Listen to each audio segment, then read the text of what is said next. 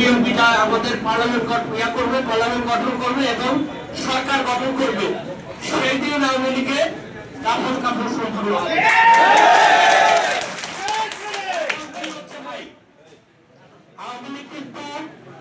আওয়ামী লীগের প্রধান শেখ হাসিনা আওয়ামী লীগের সভানেত্রী বলছিল দেশ থেকে পালিয়ে যাবে না, আর ওই যে কারো একাতে কি হয়েছিল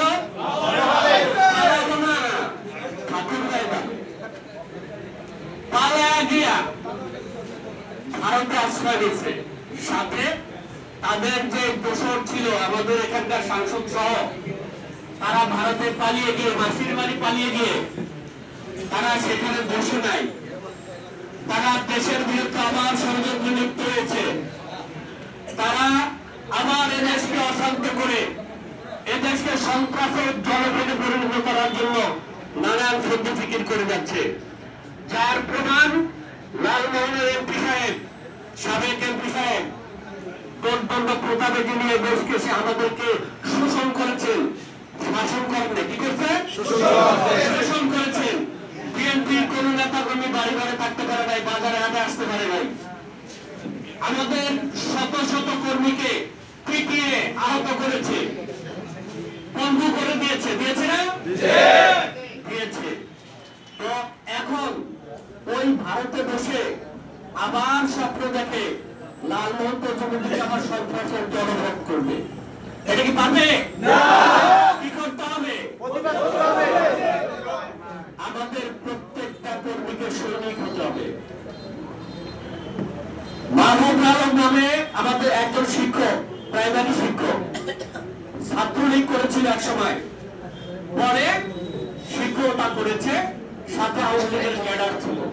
আমাদের 1.5 শতাধিক আমাদের শিক্ষক বিএনপি পন্থী যারা শিক্ষক ছিল, তাদেরকে বিভিন্ন জায়গায় ট্রান্সফার করার জন্য যে যেখানে যার বাড়ি লালমোহনে তাকে ওই আমাদের ছোট বোন এই গাছ প্রাইমারি টিচার তাকে বদলি করে দেওয়ার চেষ্টা করেছিল চরকচুয়াখালী।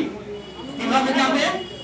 এখান থেকে তার বাসা হচ্ছে লালখালী, এখান থেকে সে গাড়িতে যাবে গজারিয়া থেকে সে যাবে রিক্সায়, অটোতে যাবে ওই গজেরা খালগোড়া, সেখান থেকে নদী পাড়ে ওই পার যাবে খাওয়া পাড়া, সেখান থেকে হেঁটে 3-4 কিলোমিটার হেঁটে ওই স্কুলে যাবে, আবার একইভাবে ফিরে আসবে।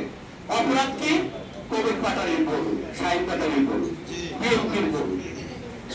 এরকম আমাদের শতাধিক, প্রায় 1.5 শতাধিক আমাদের শিক্ষক যারা বিএনপি ভর্তি শিক্ষক, তাদেরকে বিভিন্ন জায়গায় ট্রান্সফার করার জন্য এরা একটা পরিকল্পনা করেছিল। সেই পরিকল্পনার সাথে এই মাহবুব আলমও ছিল। যাই হোক, আমরা শিক্ষকদেরকে রাজনীতির বাইরে রাখতে চাই।